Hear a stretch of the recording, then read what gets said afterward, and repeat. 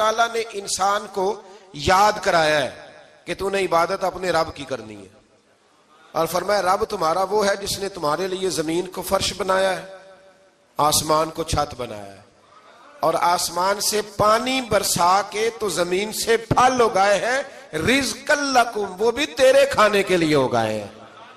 وہ جو آسمان سے بارش برسا کے زمین سے سبز اور پھل اگائے ہیں تو وہ بھی تیرے لیے۔ جب سارا کچھ تیرے لیے بنایا تو بھی تو عبادت کرنا اپنے رب کی، پھر کسی کو اس کا شریک نہ ٹھہرا۔ ایک چیلنج بھی کیا قرآن مجید نے اس رکوع کے اندر،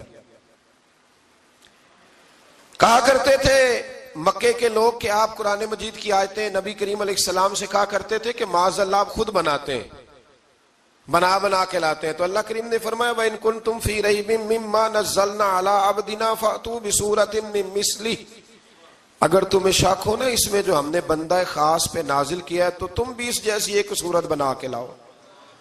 پڑھے لکھے تو تم بھی ہو نا، مکے میں تم بھی رہتے ہو، تو ایک صورت بنا کے لاؤ۔ قرآن مجید ہم سے چھینا گیا ہے سازش کے تحت، اس لیے کہ جس قوم کو قرآن آ جاتا ہے نا پھر کوئی کافر اس کا مقابلہ نہیں کر سکتا۔ دیکھیں نا اگر کافروں کے پاس جواب ہوتا قرآن پاک کا تو بدر اور احد میں نا کوئی آیت بنا کے لاتے، قرآن کے مقابلے کی تلواریں لے کے نہ آتے، ان کے پاس جواب ہی نہیں تھا۔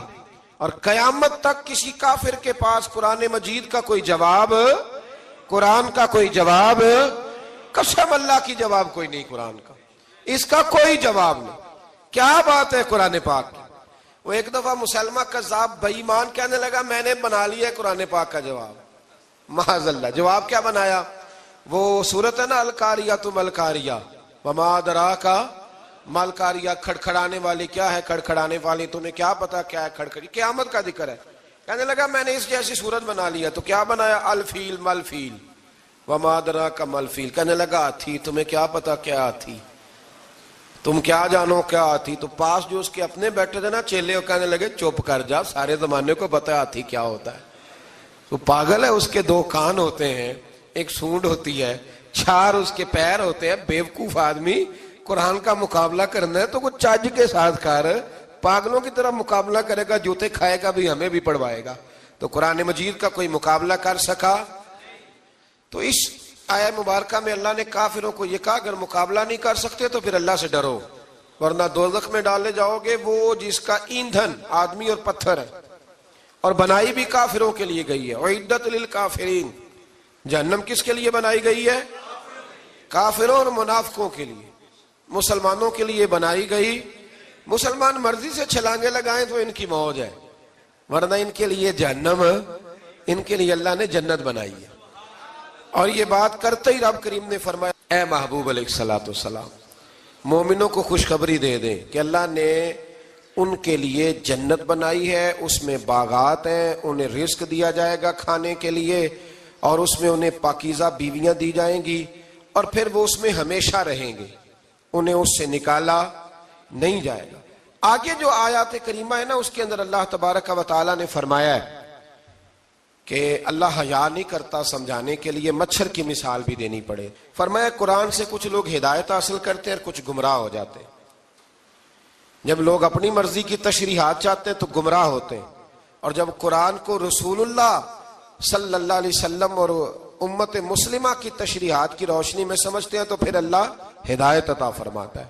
پھر اللہ تبارک و تعالیٰ نے آگے ارشاد فرمایا حضرت آدم کی پیدائش کا واقعہ۔ کچھ مفسرین نے لکھا اللہ نے مشورہ کیا تھا فرشتوں سے، وَإِذْ قَالَ رَبُّكَ لِلْمَلَائِكَةِ إِنِّي جَاعِلٌ فِي الْأَرْضِ خَلِيفَةً، لیکن کچھ مفسرین کہتے ہیں کہ اللہ کو ضرورت نہیں فرشتوں سے مشورہ کرنے کی، اللہ نے فرشتوں سے مشورہ نہیں کیا، بلکہ رب نے انہیں آگاہ فرمایا تھا کہ میں لگا ہوں زمین پہ اپنا نائب بنانے، میں خلافت دینے لگا ہوں زمین پہ۔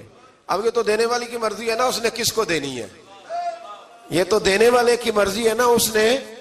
تو کچھ لوگ کہتے ہیں کہ دینے والے سے زیادہ ہمیں پتہ ہے، تو فرشتوں کو بھی یہ اجتہادی خطا ہو گئی، کہنے لگے یا اللہ اسے نہ بنانا، یہ فساد کرے گا، یہ خون ریزیاں کرے گا۔ تو اللہ نے فرمایا جو میں جانتا ہوں وہ تم، اللہ اکبر۔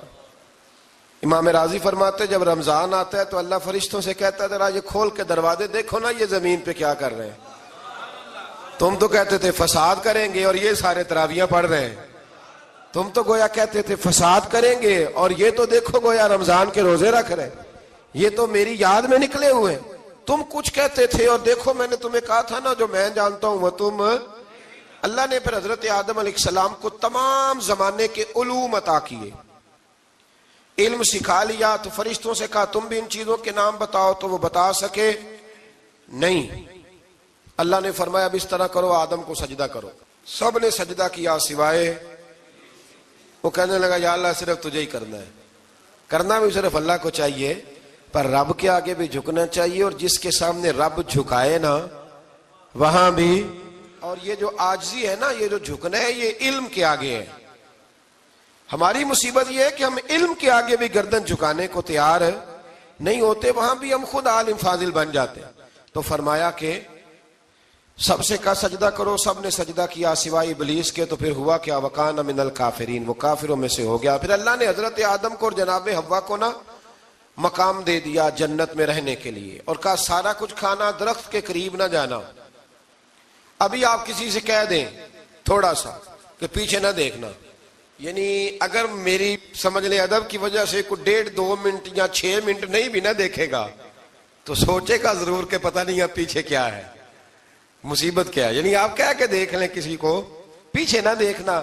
فطرت ہے نا انسان کی, وہ جستجو کرتا ہے. کہا اس درخت کے پاس نہ جانا. تو حضرت حوا سلام اللہ علیہ کہتے ہیں دل میں خیال رہتا تھا کہ آخر ہے کیا درخت کے پاس. یہی انسان کا عقیدہ توحید ہے کہ جہاں سے رب منع کر دے وہاں وہ منع ہو جائے. اور یہ ان کی خطا نہیں تھی, یہ اللہ کی حکمت تھی, چونکہ رب نے تو پہلے کہہ دیا تھا بنایا ہی زمین کے لیے, تو یہ تو سارا کچھ ہونا تھا تو زمین پہ آنا تھا نا. تو حضرت حوا اور جناب آدم کے پاس شیطان آیا. اب اس کو نکال تو دیا تھا پر ابھی اس کا جنت میں آنا جانا بند نہیں ہوا تھا, یہ بھی اللہ کی حکمت تھی. تو وہ کہنے لگا تمہیں پتہ ہے بعد میں مر جاؤ گے. تو حضرت حوا کہنے لگی کیا موت بھی آئے گی؟ کہاں, اس کی تکلیف بھی بڑی ہوگی, تو پھر بچیں گے کیسے؟ تو کہنے لگے پھل کھا لو اس درخت کا. تو بچنے کے لیے پھل کھایا تھا. جس طرح لوگ آج بہت سارے کام بچنے کے لیے کرتے ہیں پر بچ سکتے, بچنے کے لیے پھل کھایا. تو اللہ نے فرمایا زمین پہ چلے جاؤ. تو حضرت آدم زمین پہ آئے. پھر کئی 100 سال روتے رہے. فَتَلَقَّى آدَمُ مِن رَبِّهِ کَلِمَاتٍ. تو پھر اللہ نے خود ہی جناب آدم کو کچھ کلمے سکھائے. علامہ اسماعیل لکی فرماتے ہیں وہ کلمے یہ تھے کہ حضرت آدم نے میرے نبی کا وسیلہ پیش کیا, تو اللہ کریم نے جناب آدم کی دعا کو مقبول فرما لیا. پھر آگے بنی اسرائیل کا ذکر آ جاتا ہے. اللہ تعالیٰ نے بنی اسرائیل, آج آپ اسی قوم کو یہودی کہتے ہیں, ان کو اللہ نے اس زمانے میں فضیلت عطا کی تھی بہت زیادہ. تو عرب کے اندر جب نبی پاک علیہ السلام نے اعلان نبوت کیا تو کچھ لوگوں نے یہ کہہ دیا کہ اگر یہ یہودی کلمہ پڑھ لیں گے تو ہم بھی پڑھ لیں گے. تو پھر اللہ نے انہیں یاد کرایا کہ تم اصل میں کیا ہو, تمہیں کلمہ پڑھنا چاہیے. تو اہل یہود کا تذکرہ کرتے کرتے رب کریم نے ایک بات یہ بھی ارشاد فرمائی کہ تم لوگوں کو تو کہتے رہے ہو کہ وہ نبی آنے والے ہیں, وہ نبی آنے والے ہیں, اور جب آ گئے ہیں تو ماننے کو تیار نہیں ہو. تو فرمایا تأمرون الناس بالبر وَتَنْسَوْنَ أَنفُسَكُمْ وَأَنْتُمْ تَتْلُونَ الْكِتَابَ, لوگوں کو بھلائی کا حکم دیتے ہو اور اپنے آپ کو بھول جاتے ہو. افلا تعقلون, تمہیں عقل نہیں؟ پھر اللہ نے انہیں یہ بھی یاد کرایا کہ یاد کرو وہ زمانہ کہ جب فرعون نے خواب دیکھ لیا تھا کہ کوئی بچہ اس کی سلطنت کو تباہ کرے گا, تو پھر اس نے تمہارے بچوں کو ذبح کرانا شروع کیا اور تمہاری بیٹیوں کو چھوڑتا تھا. فرمایا یہ بھی تو تم نے دیکھا, میں نے تمہیں پھر تم سے کہا جہاد کرو قوم عمالقہ کے خلاف, تو مقام طیہ میں جا کے یہ لوگ کہنے لگے ہم سے جہاد نہیں ہوتا. اللہ نے انہیں ایک میدان میں قید کر دیا. بڑی دلچسپ بات, قید تو لوگ ہوتے ہیں نا 4 دیواری میں, تو اللہ نے بنی اسرائیل والوں کو جب انہوں نے کہا ہم جہاد نہیں کریں گے تو اللہ نے میدان میں قید کر دیا. میدان میں, یہ یاد رکھیں, جب انسان اللہ کی نافرمانی کرتا ہے تو اسے ایسی قید ملتی ہے جس کا اس نے تصور بھی نہیں کیا ہوتا. ایک میدان ہے مقام طیہ, قید ہو گئے. سارا دن سفر کرتے تھے, سارا دن, تو رات کو تھک کے سوتے تھے, صبح اٹھتے تھے نا جب, تو وہیں ہوتے تھے جہاں کل صبح چلے تھے. تو رب جب کسی کو قیدی بناتا ہے تو اسے زنجیروں کی سلاخوں کی ضرورت دعا فرمائے اللہ تبارک و تعالی غموں سے نجات عطا فرمائے. یہ دعا فرمائے، ایسی قید دیتا ہے کہ جس سے پھر چھٹکارا ہو سکتا. تو بنی اسرائیل کا بہت زیادہ تذکرہ اس پارے میں اللہ تبارک و تعالیٰ نے پھر بیان کیا، اور پھر کہا کہ انہیں جو حکم دیا جاتا تھا یہ اس کی سرتابی کرتے تھے. پھر اللہ نے ان پر ذلت نازل کر دی اور یہ ہمیشہ اس کا شکار رہے. قوم سبت کا ذکر فرمایا اللہ نے. ہفتے والے دن کچھ لوگ نافرمانی کرتے تھے. ہمارے بھی ہیلے بہانے ہیں نا آج کل کاروبار میں. تو اسی سپارے کی آیت نمبر 65 کے اندر اللہ تعالیٰ نے حضرت داؤد کی قوم کا ذکر کیا کہ اللہ نے انہیں حکم دیا تھا کہ ہفتے والے دن مچھلیاں نہیں پکڑنی. تو وہ کہتے تھے چلو ہاتھ لگا کے نہیں پکڑنی، ہاتھ لگا کے. وہ ہمارے لوگ ہیلے بہانے تلاش کر لیتے ہیں نا. وہ بڑے جناب انشورنس والا آ گیا، اب وہ بینک والا آ گیا، وہ فلانے صاحب آ گئے، وہ تروڑ مروڑ کے کہانیاں باتیں، اور پھر ہمیں بھی رستے مل جاتے ہیں بچنے کے. مفتی صاحب نے کہہ دیا تھا، ایک مولانا سے میں نے ان کو کہا ہفتے والے دن مچھلیاں نہیں پکڑنی. کہا نہیں پکڑتے، چھوٹے چھوٹے حوض بنا لیے. تو مچھلیاں زیادہ آتی تھی اس دن، یہ بھی اللہ کی قدرت تھی. نماز کے وقت گاہک زیادہ آتے ہیں، یہ اس کی قدرت ہوتی ہے. تو وہ مچھلیاں حوض میں جمع ہو جاتی ہیں. یوں سمجھ لیں کہ جال انہوں نے لگا لیے ہوئے تھے، تو جال میں وہ پھنستی رہتی تھی، حوضوں میں آتی رہتی تھی. ہفتے کو نہیں پکڑتے تھے، اتوار کو پکڑ لیتے تھے. تو پھر اللہ نے انہیں سزا دی. فرمایا تماشے کرتے ہو اللہ کے حکم کے ساتھ. کیا سزا دی؟ فَقُلْنَا لَهُمْ كُونُوا قِرَادَةً خَاسِئِينَ. فرمایا بندر بن جاؤ دھتکارے ہوئے. جو رزق حرام طریقے سے کماتے تھے رب انہیں بندر بنا دیتا تھا. ابھی بھی میں نے دیکھے ہیں بڑے بڑے تاجر پاگلوں جیسی زندگی گزار رہے ہیں. نفسیاتی طور پہ سکون نہیں ہے، کروڑوں روپیہ پڑا ہے. کیوں؟ اس لیے کہ رب کے بتائے ہوئے طریقے کے مطابق تجارت نہیں کرتے. آگے ایک اور دلچسپ بات آ گئی. بنی اسرائیل کے اندر نا ایک شخص نے اپنے چچا کو قتل کر دیا جائیداد کے لیے. یہ دیکھیں کب سے لوگ جائیداد کے لیے قتل کرتے آ رہے ہیں. چچا کو قتل کر دیا، اور قتل کر کے حضرت موسیٰ علیہ السلام کے پاس آئے کہ میرے چچا کو کسی نے قتل کر دیا ہے، تو بتائیں کیا کرنا ہے. تو آپ نے فرمایا کہ گائے ذبح کرو اور اس کا ایک ٹکڑا مقتول کو مارو، مرنے والے کو. وہ خود اٹھ کے بتا دے گا مجھے کس نے قتل کیا ہے. اب ارادہ نہیں تھا گائے ذبح کرنے کا تو بہانے کرنے لگے. ارادہ نہیں نہ ہوتا تو پھر کیا ہوتے ہیں؟ کہنے لگے گائے کس طرح کی ہو، بوڑھی ہو کہ بچی ہو، رنگ کیسا ہو، جوان ہو کہ چھوٹی ہو، حال میں ایک دفعہ چلنا سیکھ گئی ہو یا ابھی نہ سیکھی ہو. تو بتاتے گئے تو رب بھی شرطیں بیان کرتا گیا. گہرے زرد رنگ کی ہو، حال کے اندر اسے نہ چلایا گیا ہو، پانی نہ نکالا گیا ہو، نہ بچی ہو نہ جوان ہو، اس کے درمیان ہو. یہ ساری شرطیں کہاں پائی جاتی تھیں؟ حضرت موسیٰ علیہ السلام کی قوم کا ایک شخص تھا جو اللہ کا ولی تھا. وہ جب انتقال کرنے لگا نا، اللہ اکبر، دیکھو رب ولیوں کی اولادوں پر بھی کتنا فضل فرماتا ہے. وہ جب انتقال کرنے لگا تو ایک اس کے پاس چھوٹی سی بچیا تھی، گائے کی بچی. اس نے جنگل میں چھوڑ دی. کہنے لگا یا اللہ میں تیرے نام پہ چھوڑتا ہوں، میرا بچہ جوان ہو جائے تو اسے دے دینا، اور تو سرمایہ ہی کوئی نہیں. بچہ بڑا ہوا تو بچہ بھی بڑا نیک تھا، اپنی ماں کا بڑا فرما بردار تھا. اس کی ماں نے کہا بیٹا تیرے باپ نے ایک گائے چھوڑی تھی. تو بچہ جنگل میں گیا اور جا کے کہنے لگا اے اللہ میری گائے مجھ سے ملا دے. تو رب کریم نے وہ گائے واپس کر دی. وہ گائے گھر لے آیا. اب وہ کہنے لگا اماں بیچ دوں. تو اماں کہنے لگی بیٹا میرے پوچھے بغیر نہ بیچنا. کئی دفعہ گاہک لگے پر اس نے کہا جب تک میری اماں نہ کہے گی میں بیچوں گا. ادھر بنی اسرائیل والے شرطیں جتنی گائے کے بارے میں پوچھ چکے تھے وہ ساری اسی گائے میں پائی جاتی تھی. تو یہ ڈھونڈتے ڈھونڈتے وہاں پہنچ گئے. تو کہنے لگے گائے چاہیے. تو اس نے کہا بھی تمہاری مرضی سے نہیں، قیمت میری مرضی کی. ایک مفسر نے تو یہاں تک لکھا ہے کہ اس نے کہا گائے ذبح کر کے نا تو جتنا گائے کے اندر گوشت ہوگا نا اتنا ہی کھال کے اندر تو مجھے مال بھر کے دو گے، اتنے سکے بھر کے دو گے، اتنی اشرفیاں بھر کے دو گے تو پھر تمہیں گائے دوں گا. تو پھر یہ گائے انہیں ملی اور یہ گائے لے کر کے آئے. زیادہ سوالات نہ کرتے تو زیادہ الجھتے نہ. ہم بھی دین کے معاملے میں بڑے سوال جواب کرتے ہیں. اتنا سوال کریں جتنی اس کی ضرورت ہے. ان لوگوں نے سوالات زیادہ کیے تو پھر الجھ زیادہ گئے. تو میرے بھائی اس کا ذکر بھی اللہ تبارک و تعالیٰ نے پہلے پارے کے اندر بیان فرمایا. پھر اللہ کریم نے فرمایا کہ کچھ ایسے لوگ بھی ہیں یہودیوں میں سے جن کا دعویٰ ہو گیا ہے کہ ہم اللہ کے بڑے پیارے ہیں. فرمایا یہ صرف ان کے منہ کی باتیں ہیں, یہ تو قیامت میں پتہ چلے گا نا کہ اللہ کا پیار کس کے ساتھ زیادہ ہے. اور پھر یہ بھی یہودیوں نے دعویٰ کیا ہے, اسی پارے میں اللہ فرماتے ہیں کہ ان کا دعویٰ ہے کہ ہم اللہ کے بڑے پیارے ہیں, جنت میں ہم ہی جائیں گے. تو اللہ فرماتے ہیں پھر مرنے کی دعا تو کرو, جنت میں تو مر کے جانا ہے نا.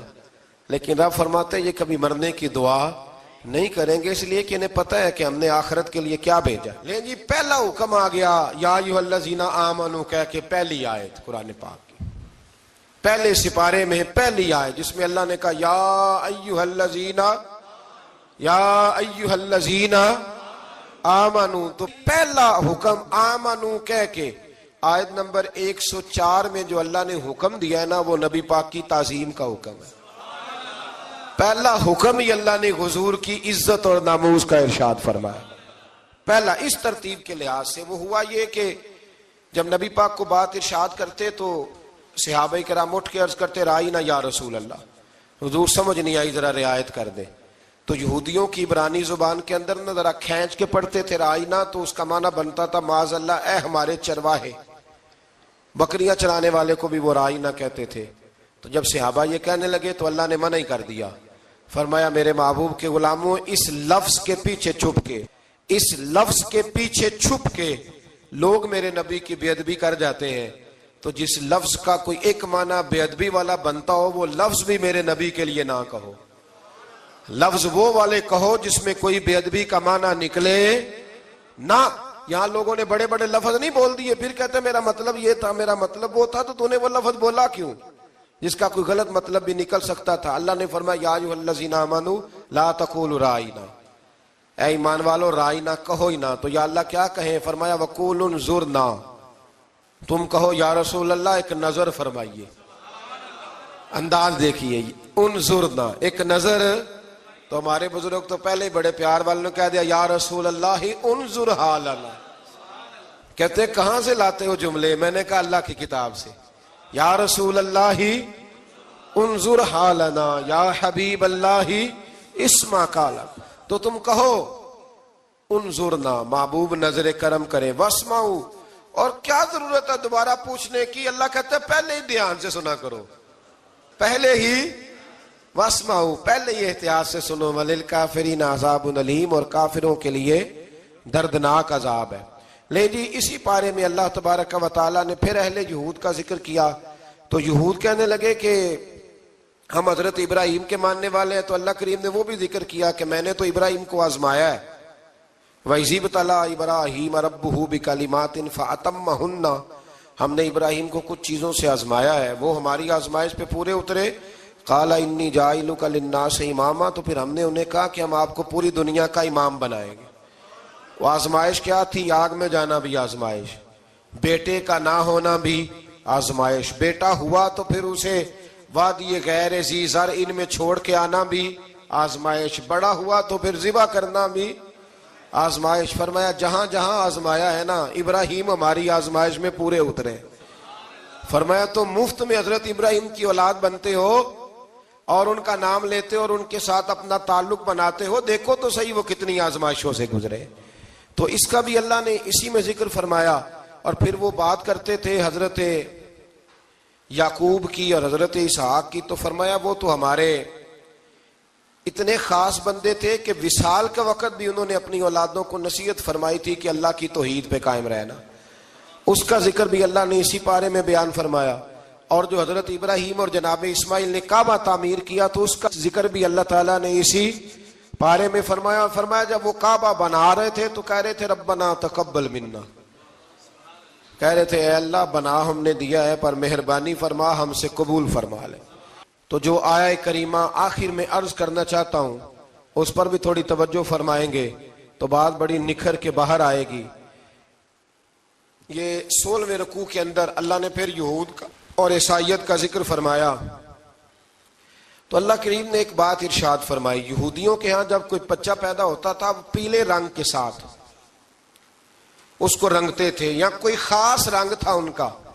بچہ پیدا ہوتا تو اس پر وہ رنگ چڑھاتے کہ یہ جی ہمارے مذہب کا رنگ ہے. ہمارے ہاں بھی رسمیں ہیں نا اپنی اپنی، معاذ اللہ اپنی اپنی نہیں ہونی چاہیے، اللہ رسول کا حکم ہونا چاہیے. تو یہودیوں کے ہاں بچہ پیدا ہوتا تو ایک خاص رنگ چڑھاتے، عیسائیوں کے ہاں پیدا ہوتا تو وہ بھی ایک خاص رنگ چڑھاتے. تو مسلمانوں کے ہاں بچے پیدا ہوئے تو انہوں نے بھی توجہ کی کہ یہ کیا ہو رہا ہے، تو رب کریم نے فرمایا صبغۃ اللہ، رنگ اللہ کا ہی ہے. ومن احسن من اللہ صبغہ، اور فرمایا اللہ کے رنگ سے زیادہ خوبصورت کس کا رنگ ہو سکتا ہے. اللہ کا رنگ کیا ہے؟ لا الہ الا اللہ محمد الرسول اللہ صلی اللہ علیہ. فرمایا نیلے پیلے کالے رنگ نہ چڑھاؤ، اپنے ذہن پر توحید و رسالت کا رنگ چڑھاؤ. یہ سب سے بہترین رنگ ہے. اگر تمہارے ذہنوں پر رب رسول کی توحید کا رنگ چڑھ گیا تو یہ وہ والا رنگ ہے، پھر تمہیں کسی اور رنگ کی طرف جانے کی ضرورت نہیں پڑے گی.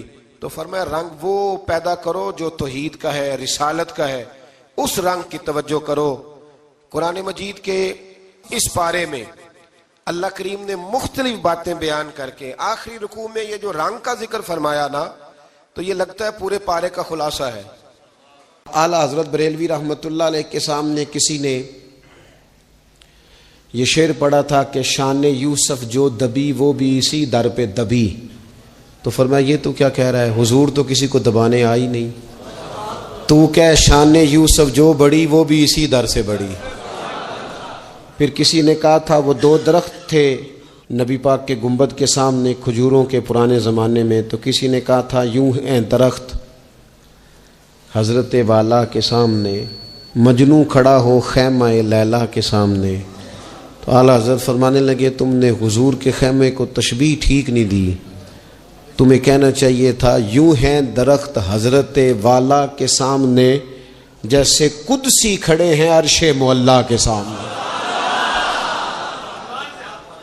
کبھی بھی کوئی کمزور لفظ، کمزور جملہ حضور سرور کہوں کہ مالک و مولا کہوں تجھے، باغ خلیل کا گلے زیبا کہوں تجھے، لیکن رضا نے ختم سخن اس پہ کر دیا، خالق کا بندہ خلق کا آقا کہوں تجھے. ایک تو یہ بات. دوسری بات یہ کہ بڑا افراط و تفریط کا دور آیا ہے. جس کو بھی لڑانا ہوتا ہے وہ مذہبی بنیادوں پہ لڑانا شروع کر دیتا ہے. مذہب کے نام پر لوگوں کو ایموشنل کرنا اور مذہبی بنیادوں پر تفریق پیدا کرنا یہ بڑی گھناؤنی سازش ہوتی ہے. کبھی بھی کوئی ایسا کام نہ زندگی میں کریں کبھی بھی کہ جس کے اندر معاملہ اس طرح کا ہو.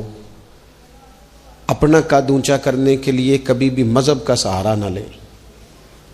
اپنی ذاتی لڑائیوں کو کبھی مذہب کا رنگ نہ دیں. اس میں کبھی بھی دین کی بنیادوں کو نہ لے کے آئیں. کوئی ایسا کام نہ کریں. آپ کی کسی سے ذاتی دشمنی ہے تو اسے شمر یزید کہنے کی ضرورت نہیں ہے. آپ ذاتی بات کریں اس کے ساتھ جو کرنی ہے. نبی پاک علیہ الصلوۃ والسلام کے صحابہ اور اہل بیت کے نام پر لوگ ذاتی لڑائیاں لڑتے ہیں. خدا را اس سے بچو. یہ جو حضور کی اولاد پاک ہے نا،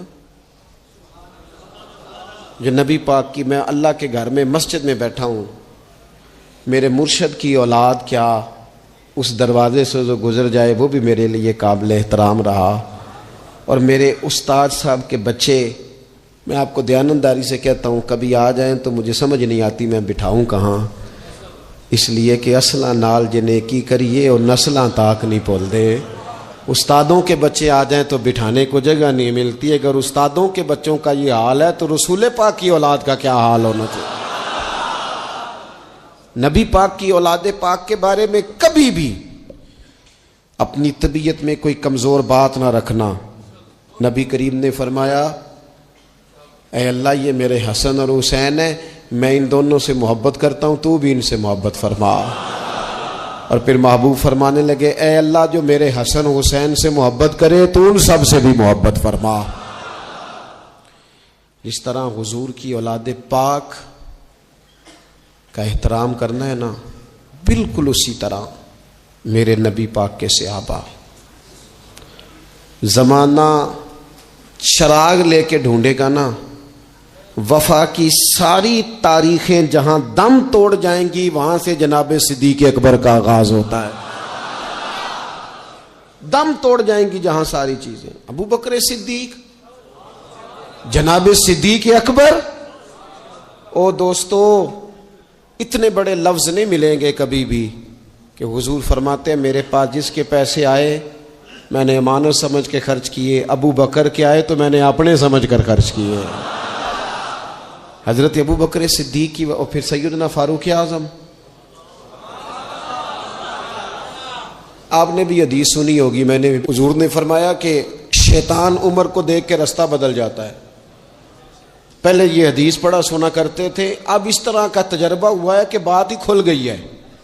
وہ صرف حضرت عمر کو دیکھ کے رستہ نہیں بدلتا، حضرت عمر کا نام بھی لے تو رستہ بدل جاتا ہے. یقین کریں ہم نے لوگوں کو رستے بدلتے دیکھا ہے. نام لے لیں حضرت عمر کا، شیطان رستہ بدل گیا. اور سیدنا عثمان غنی، پیک کرے صدق و صفا منبع شرم و حیا، نور کی سرکار سے پایا دوشالہ نور کا، او مبارک تم کو ذوالنورین جوڑا نور کا.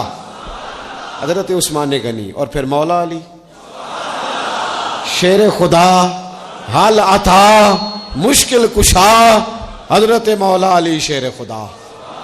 حضور نے بات ہی ختم کر دی. علیہ السلام نے فرمایا علی دنیا میں بھی میرا بھائی ہے، آخرت میں بھی میرا بھائی ہے. حضور کے جمیع صحابہ، جمیع سن لیں، جمیع صحابہ بشمول کاتب وحی سیدنا امیر معاویہ رضی اللہ تعالیٰ عنہ تک، جمیع صحابہ ہر ایک کا ادب، احترام اور روح اور دل سے اپنی طبیعت میں پیدا رکھنا. کبھی کسی چکر لوگ آپ کو فلسفہ سنائیں گے، فلسفہ تو لوگ ابا کے خلاف بھی سناتے ہیں. فلسفے کی رنگ میں تو لوگ یہ بھی کہتے ہیں کہ تیرا بھائی تیرا اصل میں دشمن ہے. فلسفے میں تو لوگ بڑی چیزیں لے آتے ہیں. تو لوگوں کی کہانیاں سن کے کبھی چکر میں نہ پڑنا، عقیدے کو مضبوط رکھنا. اور دوسری میں آپ حضرات سے گزارش کروں گا، اپنی زندگی سے کام لیں، اپنی زندگی کو بامقصد بنائیں. اس سے پہلے کہ وجود تھکنے لگے، بیمار ہونے لگے، کمزور ہونے لگے، ایسا وقت آ جائے کہ لوگ نمازیں بھی کرسیوں پہ پڑھنے لگے، اپنے آپ سے کام لیں. سخت محنت کا عادی بنائیں اپنے آپ کو، جد و جہد کریں. یہ ڈھیر ساری تعداد میں ان لوگوں کی دیکھتا ہوں جو کام نہیں کرتے، محنت نہیں کرتے. نبی پاک صلی اللہ تعالی علیہ وآلہ وسلم کے سامنے سے ایک نوجوان گزرا تو کچھ لوگوں نے کہا یا رسول اللہ صلی اللہ تعالی علیہ وسلم، یہ مال کمانے کے لیے جا رہا ہے، کاش یہ اللہ کے راستے میں جہاد کے لیے سفر کرتا. تو حضور فرمانے لگے اگر یہ اپنے بچوں کی روزی کے لیے بندوبست کرنے جا رہا ہے پھر بھی اللہ کے راستے میں ہی ہے. ماں باپ، بہن بھائی، بیوی بچوں کے حقوق ادا کرنے کے لیے کوشش کر رہا ہے تو بھی اللہ کے راستے میں ہی ہے. اور اگر اس لیے کوشش کر رہا ہے کہ میں کسی کے سامنے ہاتھ پھیلانے سے بچوں تو فرمایا پھر بھی اللہ کے راستے میں ہی ہے. محنت کریں، جد و جہد کریں، سہارے نہ تلاش کریں، اور اپنی زندگی اس طرح کی محنت والی بنائیں کہ آپ تھک جائیں شام کو. ایک لمبی تعداد ہے لوگوں کی جو کام نہیں کرتی، کوشش نہیں کرتی، تگ و دو نہیں کرتی. کوئی بھی آپ کسی شعبے سے بھی وابستہ ہیں، بجائے اس کے کہ دوسرے شعبے کو ٹھیک کرنے کی کوشش کی جائے، ہم جس شعبے میں ہیں ہم اس شعبے میں محنت کریں، کوشش کریں. میں اس نتیجے پہ پہنچا ہوں کہ جو ٹائم انسان بچاتا ہے نا آرام کے لیے، اس ٹائم میں بے پناہ سستی اسے گھیر لیتی ہے. ہم چھوٹے ہوتے تھے بچپن میں، اسکول سے ایک چھٹی کرتے تھے پھر دوسری کرنے کو بھی دل کرتا تھا، دوسری کرتے تھے پھر تیسری کرنے کو بھی دل کرتا تھا. گاڑی اسی کا نام ہے جو چلتی رہے، ڈیوٹی اسی کا نام ہے جو ہمیشہ کی جائے. زندگی میں مسلسل جد و جہد کریں گے، مسلسل کام کریں گے، اس کا نتیجہ یہ نکلے گا کہ آپ محسوس کریں گے کہ آپ کا وجود جو ہے وہ بڑی صلاحیتوں والا ہے، وہ بیکار نہیں ہے. مسلسل کام. آپ انبیاء کرام علیہ السلام کی زندگی دیکھیں، صحابہ کی زندگیاں دیکھیں، اہل بیت کی دیکھیں، اولیاء اللہ کی دیکھیں، بزرگان دین کی دیکھیں. آپ دیکھیں کہ انہوں نے کام کتنا کتنا بڑا کیا ہے. ہم کبھی ان کو پڑھتے ہیں تو حیران ہو جاتے ہیں کہ یار اتنے مختصر وقت میں اتنا زیادہ کام تو ممکن ہی نہیں. اعلیٰ حضرت رحمۃ اللہ علیہ نے 1000 کتاب لکھ دی.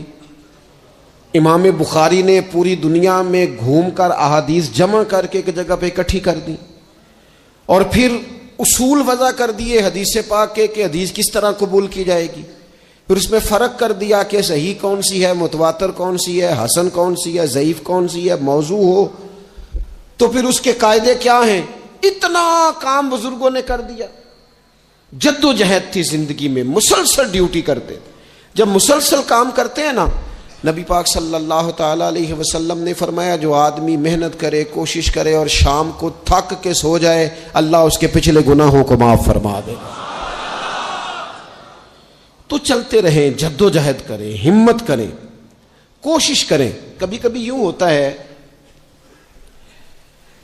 کہ انسان سمجھتا ہے کہ میں نے کوشش تو کی تھی, لیکن یار یہ میرے کوشش کرنے سے کوئی نتیجہ نہیں نکلا. عارف رومی رحمۃ اللہ علیہ فرماتے ہیں کہ ایک شہر ایسا تھا جس میں ایک بیماری بار بار حملہ کرتی تھی. تو 3-4 پہاڑیاں ایک دوسرے کے اوپر تھیں, اکٹھے پہاڑ بنے ہوئے تھے. اس کے اوپر وہ جڑی بوٹی تھی جس سے اس بیماری کا علاج ہوتا تھا.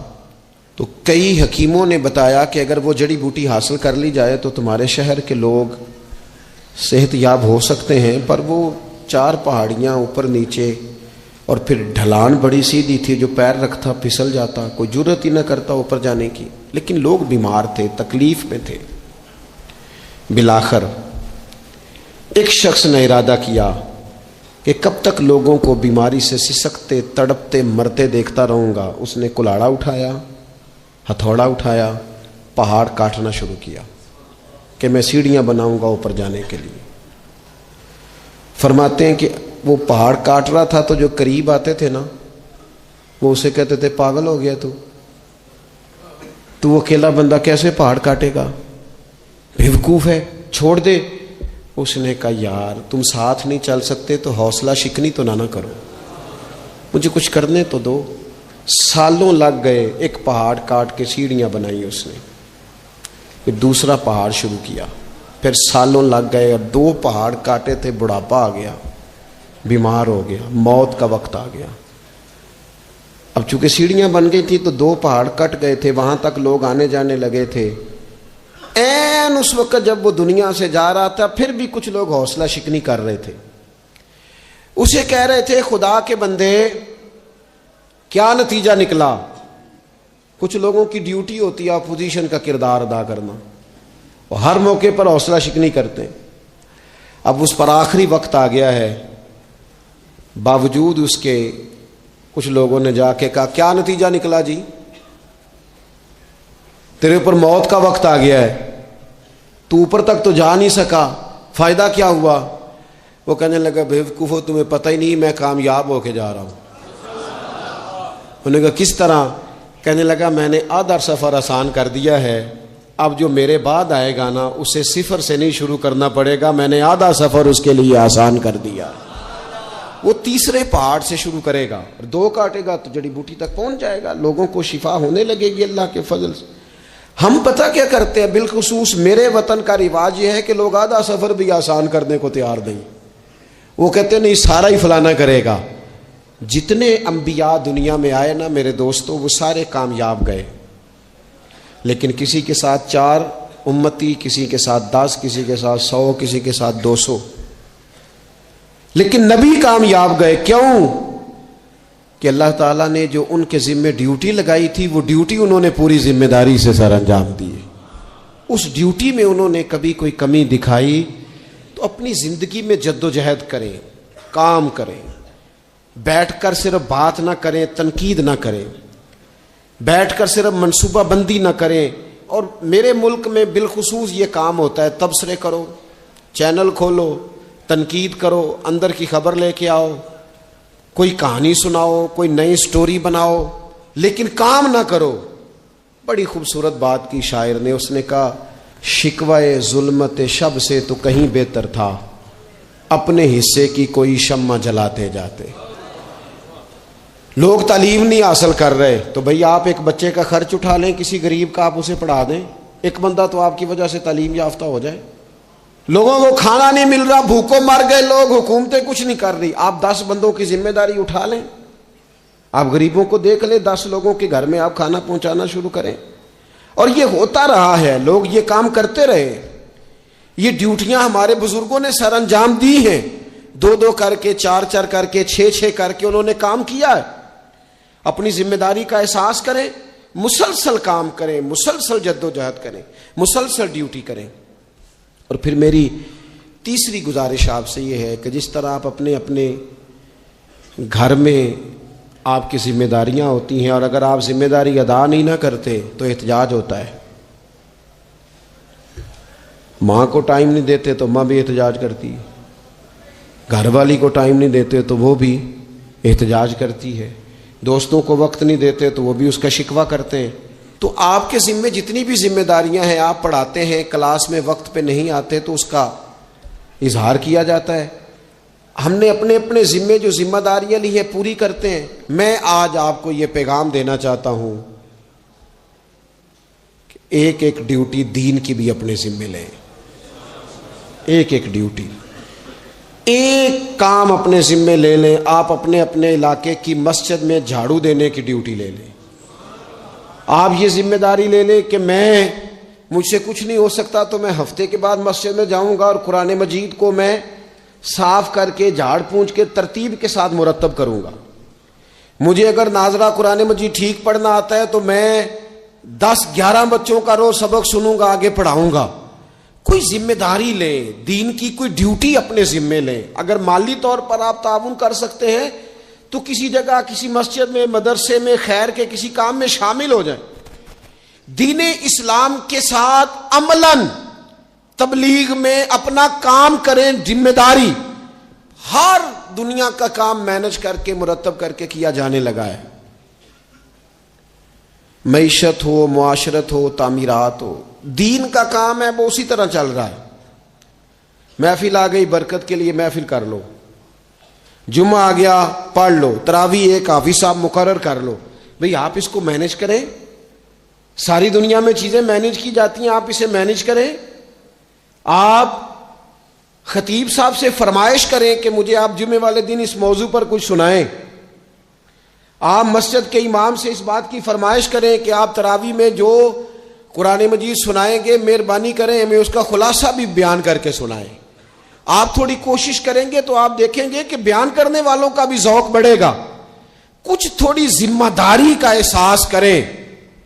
صحابہ کرام نے بڑی منصوبہ بندی کے ساتھ دین پھیلایا, بڑی جدوجہد کی. انہوں نے دیکھا کس علاقے میں ہم نے جہاد کے لیے جانا ہے, کس میں تبلیغ کے لیے جانا ہے, کس علاقے میں کس طرح کر کے ہم نے ڈیوٹی سر انجام. مصر میں ایک شہر ہے, اس کا نام ہے فسطاط. وہ کہتے ہیں گھونسلے کو, پرندوں کے گھونسلے کو. حضرت سعد بن ابی وقاص رضی اللہ تعالیٰ عنہ اپنی فوجیں لے کے وہاں گئے تھے. آپ نے وہاں خیمہ لگایا, کچھ دن وہاں قیام کرنا تھا. آپ کا وہاں خیمہ تھا. وہاں آ کے کبوتر بیٹھنے لگے. ایک کبوتری نے انڈے بھی دے دیے, وہاں گھونسلہ بن گیا. اب آپ جب وہاں سے ہجرت کرنے لگے آگے بڑھنے لگے تو دل میں خیال آیا کہ خیمے اکھاڑتے ہیں, چلتے ہیں. جب وہ خیمے اکھاڑنے لگے تو دیکھا اوپر تو گھونسلہ بنا ہے, اس میں تو کبوتر رہتے ہیں, ان کے بچے بھی ہیں. حضرت سعد بن ابی وقاص نے 2 فوجیوں کے ذمے لگایا. فرمایا یہاں تم پہرے دار بن کے کھڑے ہو جاؤ, یہ خیمہ اکھاڑا نہیں جائے گا, اس کو یہیں لگا رہنے دیں گے تاکہ یہ کبوتر جو ہیں انہیں تکلیف نہ ہو. وہ 2 فوجی وہیں رہے, خیمہ لگا رہا. وہاں پانی کا بندوبست کیا جاتا رہا, خوراک کا بندوبست کیا جاتا رہا. قریب بستیوں سے جب لوگوں نے دیکھا یہاں لوگ موجود ہیں تو لوگوں نے وہاں آ کے مکان بنانے شروع کر دیے. وہ ایک پرندے کے گھونسلے کی حفاظت کے لیے کچھ دیر 2 سپاہی رکے تھے, اللہ نے وہاں پورا شہر آباد فرما دیا ہے. تو آپ ایک گھونسلے کی حفاظت شروع کریں, انشاءاللہ شہر آباد ہو جائیں گے.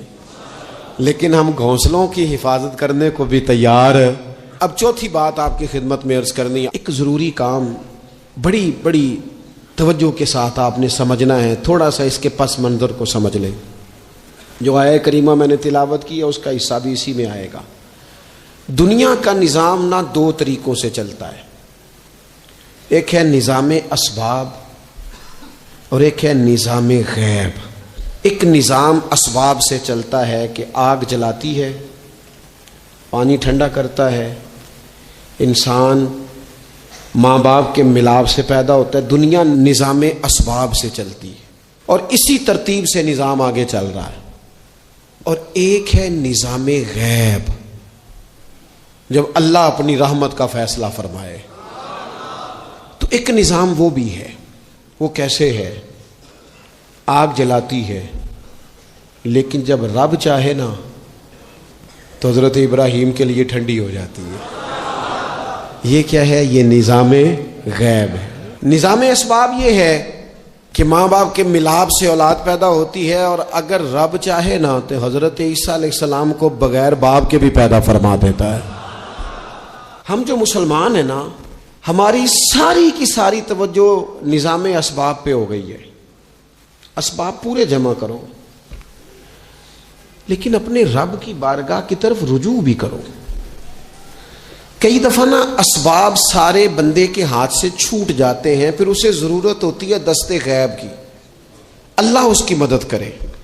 جو آیہ کریمہ میں نے قرآن مجید کی پڑھی ہے، اس میں اللہ کریم نے فرمایا یا ایھا الذین آمنوا توبوا الی اللہ توبۃ نصوحا. اے ایمان والو، اپنے رب کی طرف رجوع کرو، اپنے رب کی بارگاہ میں توبہ کرو، پر توبہ سچی کرنا. رجوع الی اللہ کرو، اللہ کی طرف رجوع کرو. بعض اوقات سارے نظام ختم ہو جاتے ہیں، نظام اسباب. اس وقت ضرورت ہوتی ہے رجوع الی اللہ کی، کہ نظام غیب آئے. حضرت سارہ رضی اللہ تعالی عنہا، جو جناب ابراہیم علیہ السلام کی اہلیہ ہیں، آپ ایک رستے سے گزر رہی تھیں. حضرت ابراہیم علیہ السلام آپ کے ساتھ تھے. تو جس رستے آپ تشریف لے جا رہے تھے، اس رستے میں بادشاہ بڑا ظالم تھا. وہ معاذ اللہ تعالیٰ ثم معاذ اللہ عورتوں کو گرفتار کر لیتا اور اپنی بدباطنی کا ثبوت دیتا. وہاں سے جناب سارہ گزری. مسند امام احمد بن حنبل سے یہ حوالہ عرض کر رہا ہوں. حضرت سارہ کو اس نے گرفتار کر لیا. جب وہ جناب سارہ کی طرف بڑھنے لگا تو اب وہ جتنے اسباب تھے نا اس وقت کے، وہ سارے اختیار کیے گئے، لیکن اس بادشاہ سے جان نہیں چھوٹی. جب وہ بڑھنے لگا تو جناب سارہ نے پھر رب کریم کی طرف رجوع کیا. مصلی پہ بیٹھ گئی، کہنے لگی مالک اب تو ہی کرم فرمانے والا ہے. آپ نے اس درد سے دعا فرمائی کہ وہ بادشاہ زمین پر بے ہوش ہو کے گرا اور تڑپنے لگا. قریب تھا کہ وہ مر جائے. تو حضرت سارہ پھر مصلی پہ بیٹھی اور اپنے مالک کی بارگاہ میں عرض کرنے لگی مالک اگر یہ مر گیا تو مجھ پہ الزام آئے گا کہ میں نے مارا ہے، اسے مارنا بے ہوش ہی فرما. وہ بے ہوش ہو گیا. تھوڑی دیر کے بعد ہوش آیا تو پھر آپ کی طرف بڑھنے لگا. تو آپ نے پھر اللہ کی جانب رجوع کیا. جب دوبارہ رب کریم کی جانب رجوع کیا تو پھر وہ بے ہوش ہوا. کئی دفعہ وہ کوشش کرتا، لیکن آپ جب اپنے مالک کی بارگاہ میں ہاتھ اٹھاتی تو بے ہوش ہو کے گر پڑتا. بالآخر آپ سے معافی بھی مانگی، آپ کو آزاد بھی کیا. ایک وقت ایسا آتا ہے جب سارے اسباب جواب دے جاتے. ہم مسلمان ملک میں رہتے ہیں، کچھ باتیں بڑی خوب ہیں. میں نے دیکھا ہے کہ ڈاکٹر جب سمجھ آتا ہے نا کہ رپورٹس، ادویات، ٹیسٹ اب اس نتیجے پہ پہنچ گئے ہیں کہ شاید یہ مریض بچے گا نہ، تو چونکہ مسلمان ملک ہے تو میرے وطن کے ڈاکٹر ایک خوبصورت جملہ بولتے ہیں، مجھے بڑا پسند ہے. وہ یہ نہیں کہتے اب کچھ نہیں ہو سکتا، وہ کہتے ہیں آپ دعا کریں. کیا مطلب کہ اب رجوع اللہ کا وقت آ گیا ہے. ہمارے پاس جو شعور تھا، علم تھا، وہ ہم نے خرچ کر دیا. اب ٹائم ہے کہ رجوع اللہ کریں آپ اللہ کی بارگاہ. یہ بڑا خوبصورت جملہ ہے. اچھی باتوں کا بھی تو ذکر کرنا چاہیے نا. یہ خوبصورت جملہ ہے کہ آپ دعا کریں. ایک وقت آتا ہے جب دعا کی ضرورت ہوتی ہے، دست غیب کی ضرورت ہوتی ہے. نبی پاک علیہ السلام 313 کو لے کے جب میدان میں آئے تھے تو ظاہری اسباب تو یہ تھے کہ 1000 سے مقابلہ کیسے ہوگا. تو پھر میرے کریم نے پتہ کیا کیا؟ حضور نے پھر رب کریم کی طرف رجوع فرمایا. اور پھر اللہ کی مدد فرشتوں کی صورت میں آئی. ایک خاتون تھی حضرت زنیرہ رضی اللہ تعالی عنہ، یہ صحابیہ ہیں، یہ مسلمان ہو گئیں. کفار نے انہیں مارا، تکلیف دی، بڑی اذیت سے گزری، یہاں تک کہ ان کی بینائی چلی گئی. جب نظر آنا بند ہو گیا نا تو دور تھا مکے کا، کفار کی عورتوں نے معاذ اللہ تانا دیا کہ دیکھا نا لات و منات، یہ ان کے بتوں کے نام ہے، معاذ اللہ لات و منات تیری نظر لے گئے، اب تو کیا کرے گی؟ تو انہوں نے جب یہ تانا دیا تو جناب زنیرہ رضی اللہ تعالی عنہ نا ایمان، عقیدہ، یقین، توکل، اللہ کی بارگاہ کی طرف رجوع، سارے حوصلے جمع کر کے کہنے لگی چپ کرو، اگر میرا رب چاہے گا تو اسی طرح میری آنکھیں واپس لوٹا دے گا، پورے توکل سے. اور پھر آپ نے دعا مانگی، اے اللہ مہربانی فرما، یہ مجھے تانا دیتے ہیں کہ اگر تو نے دل مسلم کی دل جوئی نہیں تو تانا دیں گے بت کے مسلم کا خدا کوئی نہیں. مالک مہربانی فرما. اب وہ رجوع اللہ کیا، رات کو سوئی تھی تو آنکھوں میں روشنی نہیں تھی، جب صبح اٹھی تو دونوں آنکھوں کو اللہ نے روشن فرما دیا تھا. میں عرض کر رہا ہوں کہ وقت ہے ہمارے اوپر کہ اب ہمیں اپنے رب کی بارگاہ کی طرف رجوع کرنا چاہیے. جب بندہ اللہ کی جانب رجوع کرتا ہے نا، نبی پاک علیہ السلام نے فرمایا جب تم استغفار کرتے ہو نا تو اللہ ہر مشکل سے نکلنے کے لیے تمہیں رستہ عطا فرماتا ہے، اور اللہ تمہیں وہاں سے رزق عطا کرتا ہے جہاں سے تمہارا کبھی گمان بھی نہیں گیا ہوتا. کبھی نہ توجہ کریں، جب پوری طرح ٹوٹ جائیں نا پھر توجہ کریں رب کی جانب. جب پوری کوشش کریں کام نہ ہو تو پھر بیٹھ جائیں اپنے مالک کی بارگاہ میں، مالک اسباب جمع کر لیے، اب تو مدد فرما.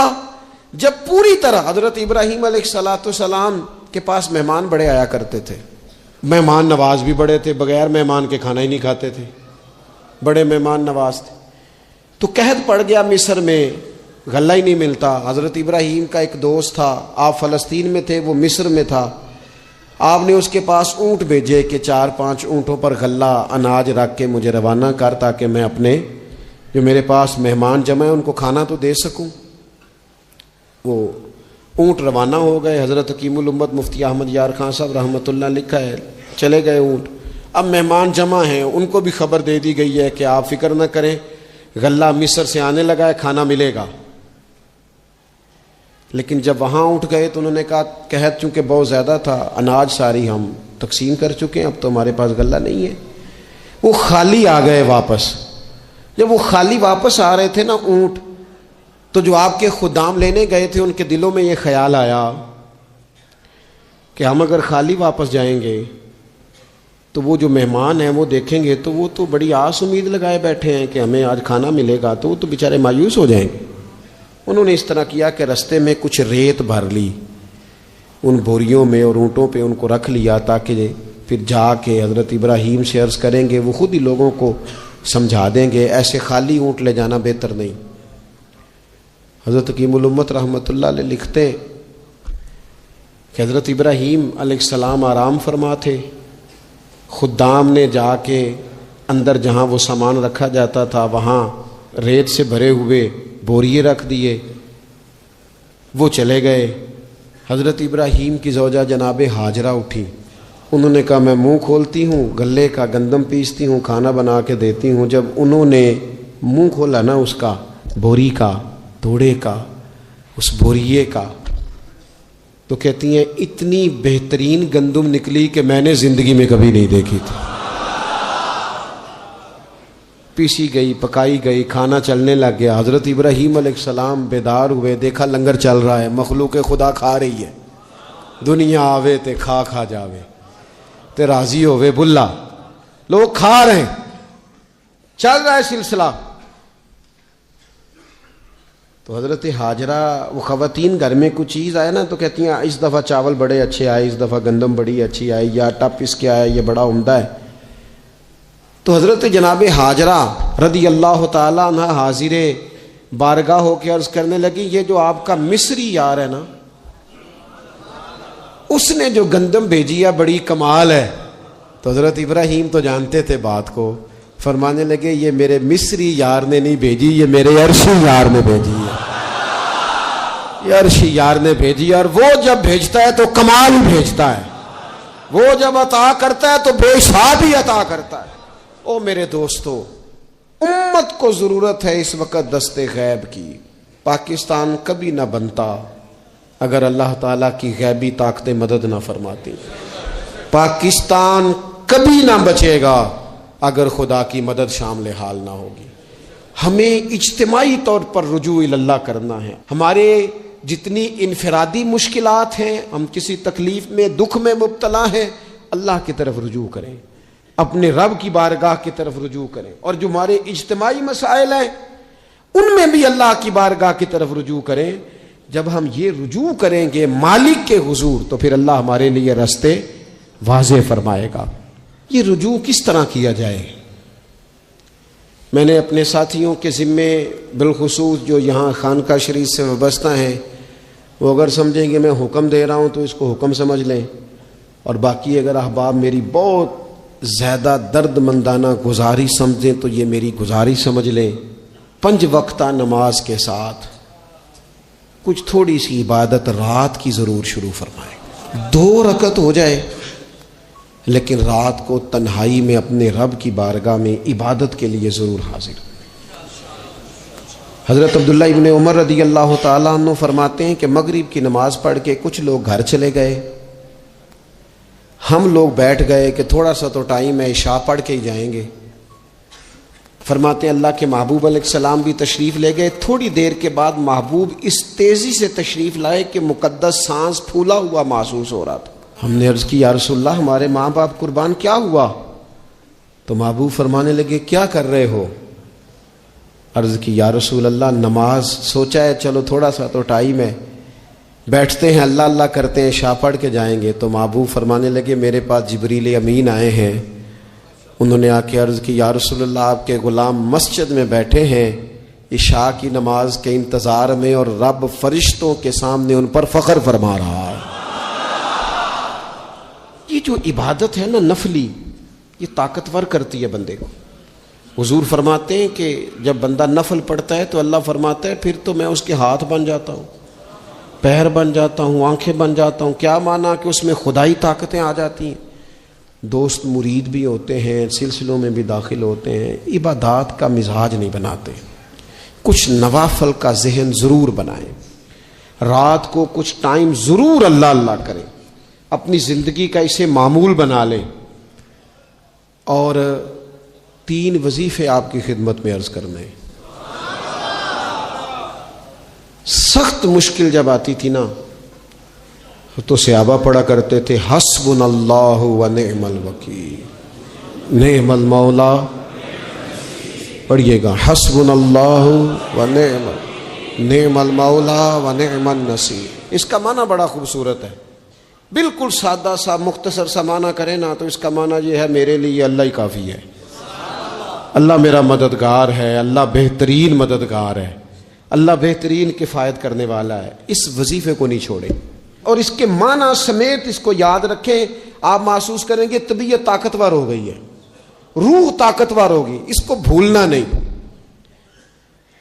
اور دوسرا آپ سے عرض کرنا ہے کہ اعلیٰ حضرت چونکہ ہم سلسلہ طریقت میں فاضل بریلوی سے وابستہ ہیں اور باقی جتنے بھی لوگ ہیں سارے ماشاءاللہ انہی سے وابستہ ہیں.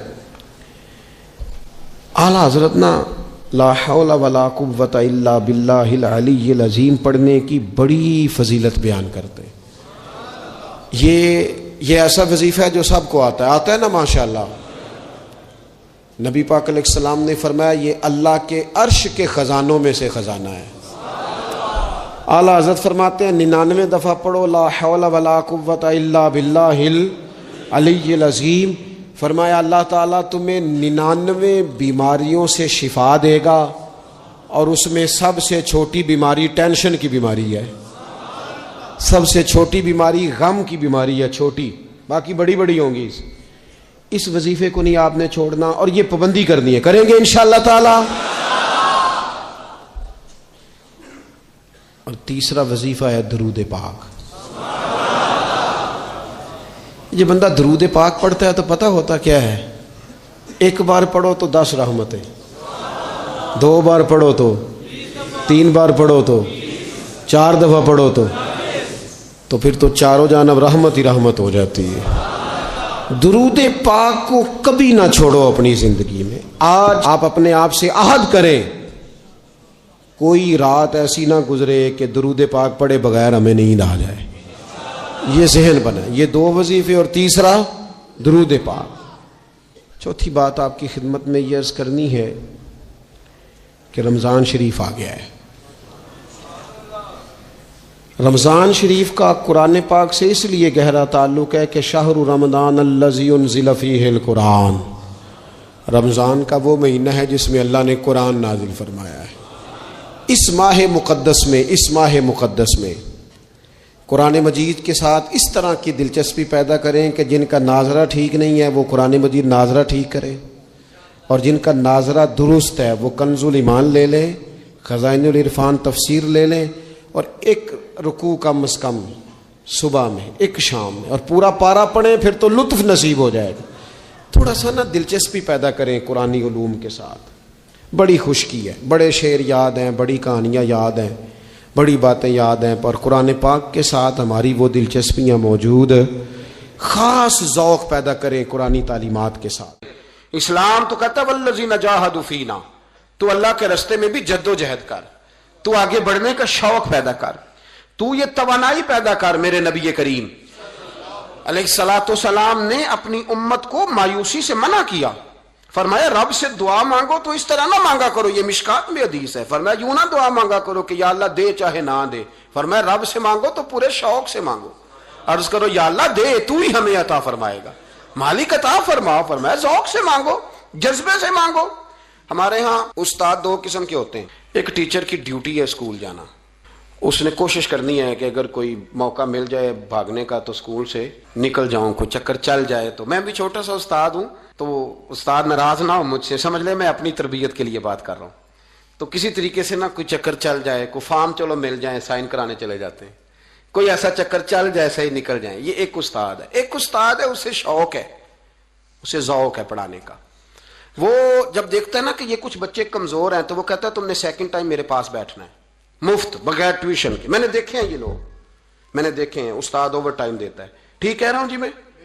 دیتے ہیں جناب, دیتے ہیں. کچھ بچوں کو استاد کہتے ہیں تو گھر آ جانا. یعنی ایک استاد ہوتا ہے, ایک پرجوش استاد ہوتا ہے. ان 2 لوگوں میں فرق ہے. اقبال کہا کرتے تھے اگر کوئی شعیب آئے میسر تو شبانی سے کلیمی 2 قدم. کہتے تھے دعا کرو کہ حضرت موسیٰ کلیم کو کوئی حضرت شعیب علیہ السلام جیسا مل جائے, کوئی مل جائے نا ایسا, تو وہ پھر تازگی پیدا کر دیتا ہے. تو کچھ پرجوش. امام مالک رحمۃ اللہ علیہ کے ایک شاگرد کہتے ہیں کہ میرے استاد جو تھے وہ بڑے پرجوش تھے علم پڑھانے میں, شوق ہوتا ہے پڑھانے کا. یہ کچھ لوگ جمعہ پڑھاتے ہیں تو کچھ کہتے ہیں کہ ان جمعہ آ گیا تو کی کرنا ہے. ہمارے شاگردوں میں بھی ایسی ہیں, رات کو پوچھتے ہیں. ایک سے میں نے آج سویرے پوچھا, میں نے کہا بیٹے آج تو جمعہ پڑھانا ہے کی تقریر کرنے کے اندر استاد جی ڈیسائیڈ نہیں کیتا. تو میں کہ بھی تو بڑا مولوی تھا نہیں ڈیسائیڈ کیتا, میں تو 8 دن پہلے ہی ڈیسائیڈ کر لینا, کیونکہ مجھے تو تیاری کرنی پڑتی ہے. بڑا علم ہوتا ہے نا لوگوں کے پاس, تو ڈیسائیڈ نہیں کرنا, بیٹھیں گے تو فر بات جاری ہو جائے گی. کہنے لگا نہیں وہ میں نے کہا خدا کے بندے کہتے ہو لوگ آخر میں آتے ہیں, تم بتاؤ تم تو تیاری آخر میں شروع کرتے ہو. کچھ خدا کا خوف کریں بھائی. ایک استاد ہوتا ہے ایک پرجوش. امام مالک کے شاگرد فرمانے لگے کہ ہمارے استاد پڑھانے میں بڑے باذوق تھے, ان کا جذبہ رہتا تھا پڑھانے کا, اور کتاب سے وابستہ رہتے تھے. پڑھنا پڑھانا, مسائل دریافت کرنا, یہ شعبہ ہے نا جی ہمارا. جس طرح آپ جس شعبے سے وابستہ ہیں, تو اگر آپ اس کو چھوڑ دیں گے نا. فزکس کا استاد بھی کہتا ہے کہ اگر رات کو میں خود پڑھوں گا نہیں تو سویرے پڑھا نہیں سکوں گا.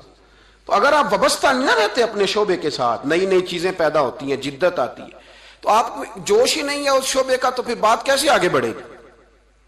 تو کہتے ہیں امام مالک بڑے جب بیمار ہو گئے شدید, تو شاگرد کہتے ہیں میں تیمارداری کرنے گیا, تو میں نے جب دیکھا تو مجھے چہرہ دیکھ کے سمجھ آئی کہ امام مالک کا آخری وقت ہے. بڑے کمزور ہو گئے, اور معدے میں اور پیٹ میں اتنی تکلیف تھی کہ انہیں دودھ پلایا جا رہا تھا چمچ کے ساتھ, پیالے کے ساتھ, صرف دودھ پی سکتے تھے, کمزور ہو گئے. فرماتے میں جا کے بیٹھا زندگی میں کبھی ایسا نہیں ہوا تھا کہ میں جاؤں اور امام صاحب کسی دینی مسئلے پر مجھ پر گفتگو نہ کریں، لیکن آج میرے دل میں خیال تھا کہ اب تو اس وقت تو ہوش ہی نہیں رہتی کوئی آدمی، لیکن کہتے ہیں میں جا کے بیٹھا ہی تھا کہ امام صاحب نے آنکھیں کھولی، فرمایا ماشاءاللہ آپ آئے ہیں، چلو یار میں ابھی کو بندہ ہی تلاش کر رہا تھا، ایک مسئلے پہ بات کرنی تھی۔ کہتے ہیں لفظ نہیں پورے ادا ہوتے، ان کے جملے ٹوٹتے ہیں، بیچارے کمزور ہو گئے، بڑھاپا ہے، ایک مسئلے پر بات کرنی تھی، تو فرماتے ہیں کہ میرا دل نہ اتنا نرم ہوا کہ میرے آنسو بہہ گئے۔ میں نے کہا اس حال میں بھی استاد جی آپ کو دین کی فکر ہے؟ کہنے لگے یار ایک آدمی نے مسئلہ پوچھا ہے تو اس کو حل کر کے دینا ہے، یہ رسول اللہ کا دین ہے، علماء کی ذمہ داری ہے آسان کر کے لوگوں تک پہنچائیں، ہر آدمی اس تک تو میں نے وہ دینا ہے، یہ میری وفا ہے اپنے مذہب کے ساتھ، آخری دم تک دینا، میں اپنی حیاتی تو قربان تھی وہاں، میری محمد بکیندے گزر گئی، یہ کرنا ہے کام، لوگوں کو آسان کر کے دین پہنچانا۔ فرماتے ہیں کہ میں نے کہا استاد جی فرمائیں، کہنے لگے یار یہ حج کے موقع پر جو رمی جمار ہوتی ہے، جمرے کو شیطان کو کنکر مارے جاتے ہیں، پوچھنا یہ ہے کہ دونوں طرح سے سنت ہے، پیدل بھی مار سکتے ہیں سواری پہ بھی، تو یہ بتا کہ پیدل افضل ہے یا سواری پہ افضل ہے؟ تو کہتے ہیں میں نے کہا استاد جی میرا خیال ہے پیدل افضل ہے، لوگوں کو تکلیف کم ہوگی۔ تو کہنے لگے نہیں تو نے غلط کہا ہے، کھانا نہیں کھایا جا رہا، لیکن اب استاد ہیں تو جوش کتنا ہے، فرمانے لگے تو نے غلط کہا۔ کہتے ہیں میں نے کہا پھر استاد جی سواری پہ افضل ہے اگر پیدل افضل نہیں؟ کہنے لگے نہیں تو نے پھر بھی غلط ہی کہا ہے۔ کہتے ہیں میں نے کہا حضور دونوں طرح غلط ہے تو صحیح کیسے ہے؟ فرمانے لگے بیٹے اگر اس بڑھاپے میں بھی میں مسئلہ بتانے میں تیزی نہیں کرتا، تحقیق کرتا ہوں، تو نے جوانی میں تیزی کرنی شروع کر دی ہے، سوچے ہی نہیں بات کو، فٹافٹ بیان کر دی کہ اگر یہ نہیں تو یہ، حکمت والا ہے، اس کو سمجھنا پڑتا ہے، حکمت کے ساتھ پھیلتا ہے۔ کہتے میں نے کہا استاد جی حکم کریں، پھر آپ بتائیں کیسے افضل ہے؟ فرمانے لگے مستحب ہے